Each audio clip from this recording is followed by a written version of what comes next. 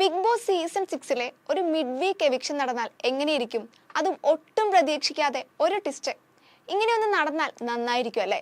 ഇതുവരെ weekend eviction അല്ലാതെ season 6-ലെ ഒരു മിഡ് വീക്ക് എവിക്ഷൻ ഒന്നും ഇതുവരെ നടന്നിട്ടില്ല.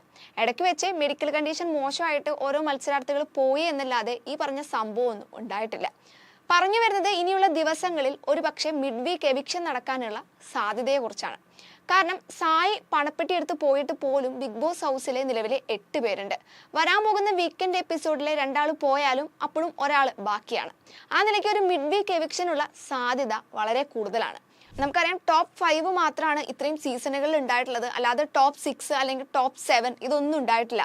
അതുകൊണ്ട് തന്നെ ഒരാൾ എവിക്റ്റ് ആയേ പറ്റുകയുള്ളൂ. അങ്ങനെയെങ്കിൽ ആരായിരിക്കും എവിക്റ്റ് ആകാനുള്ള സാധ്യത കൂടുതൽ? ജാസ്മിൻ, ജിൻഡോ, സിജോ, അർജുൻ, ശ്രീതു, അഭിഷേക്, ഋഷി, നോറ, ഇതിൽ ആര് വേണമെങ്കിലും എവിക്റ്റ് ആവും.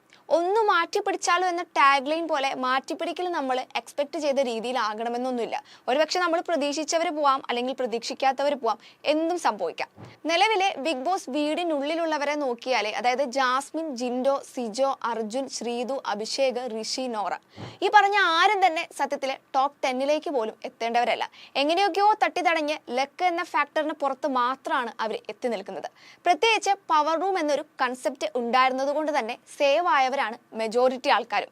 അർജുനും ശ്രീതും പുറത്തുള്ള ഫാൻ ബേസിൽ മാത്രം നിൽക്കുന്നവരാണ്. അത് നമുക്ക് സോഷ്യൽ മീഡിയ കണ്ടാലേ മനസ്സിലാവും. ഒരു കോംബോ ട്രാക്കിലാണ് ഇത്രയും ദിവസം പിടിച്ചു നിന്ന കാര്യത്തിൽ യാതൊരു സംശയവുമില്ല.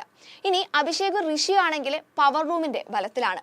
ഇനി ജിൻഡോയും ജാസ്മിനും ആണെങ്കിലോ വന്ന ആദ്യ ദിവസം മുതൽ ആക്റ്റീവ് ആയതും സ്ക്രീൻ സ്പേസ് നേടിയതും സീസൺ 6-ൽ ഏറ്റവും കൂടുതൽ ചർച്ച ചെയ്ത പേരുകൾ എന്ന നിലയിലാണ്. നോറയാണെങ്കിലും ഗോ വിത്ത് ദ ഫ്ലോ എന്ന രീതിയിലാണ് ഒഴുകി ഈ ടോപ്പ് 10 വരെ എത്തിയത്. അല്ലെങ്കിൽ എന്നേ ഔട്ടായി പോകേണ്ട സമയം കഴിഞ്ഞു. കഴിഞ്ഞ സീസണുകളിൽ നോക്കിയാൽ നമുക്കറിയാം ടോപ്പ് 10-ലേക്ക് അത്രയും ക്വാളിഫൈഡ് ആയിട്ടുള്ള ആളുകളാണ് എത്തിയിരുന്നത്. ഇനി ടൈറ്റിൽ വിന്നർ ആണെങ്കിലും എല്ലാം വെൽ ഡിസേർവ്ഡ് ആയിട്ടുള്ള ആളുകളായിരുന്നു. സീസൺ 5 തന്നെ നോക്കുകയാണെങ്കിൽ ടോപ്പ് 5-ലെത്തിയ അഖിൽ മാരാരെ, അതുപോലെ ഷിജു, ജുനൈസ്, ശോഭ വിശ്വനാഥ്, റെനീഷ, ഇവരെല്ലാം ടാസ്കിലായാലും കണ്ടന്റ് മേക്കിങ്ങിലായാലും എല്ലാം 1000 പടി, ഒരു പടിയല്ല 1000 പടി മുന്നിലായിരുന്നു. ഈ സീസണിലേക്ക് വരുമ്പോൾ അങ്ങനെയൊരു സംഭവമേ ഇല്ല. ഒട്ടും പ്രതീക്ഷിക്കാത്തവർ എവിക്റ്റായി പോയി, അല്ലാത്തവർ ഇപ്പോഴും ഉണ്ട്, ആക്റ്റീവ് അല്ലാത്തവർ ഇപ്പോഴും ടോപ്പ് 10-ൽ എത്തി നിൽക്കുന്നു. അതാണ് നിലവിലെ അവസ്ഥ. ടാസ്കിന്റെ ബേസിലായാലും ഓവറോൾ പെർഫോമൻസിന്റെ ബേസിലാണെങ്കിലും ബെസ്റ്റ് പെർഫോമർ എന്ന് വിളിക്കാൻ പറ്റിയ ഒരാൾ പോലും നിലവിൽ ടോപ്പ് 10-ലില്ല. ഒന്ന് പറഞ്ഞാൽ രണ്ടാമത്തേതിന് ബഹളം വെക്കുന്നവരും പേഴ്സണൽ ഗ്രഡ്ജ് വെച്ച് ടാസ്കുകളെ നോക്കിക്കാണുന്നവരുമാണ് ഈ സീസണിലുള്ളത്. അതായത് ഈ ടോപ്പ് 10-ൽ എത്തി നിൽക്കുന്നവരിലുള്ളത്.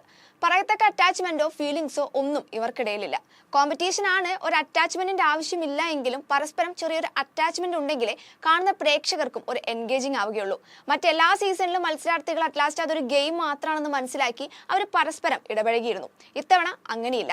എന്തായാലും മിഡ് വീക്ക് എവിക്ഷൻ ഉണ്ടാവുമോ ഇല്ലയോ എന്നൊന്നും പറയാൻ പറ്റില്ല. എല്ലാം അൺപ്രിഡിക്റ്റബിൾ ആണ്. അങ്ങനെ ഉണ്ടെങ്കിൽ തന്നെ അർജുൻ, ശ്രീതു, അതുപോലെ നോറ, ഇവരൊക്കെ എവിക്റ്റ് ആകാനുള്ള ചാൻസ് കൂടുതലാണ്. അല്ലാത്ത പക്ഷം പ്രതീക്ഷിക്കാത്ത ആൾ ഔട്ട് ആവുമോ എന്നൊന്നും അറിയില്ല. കണ്ടറിയാം.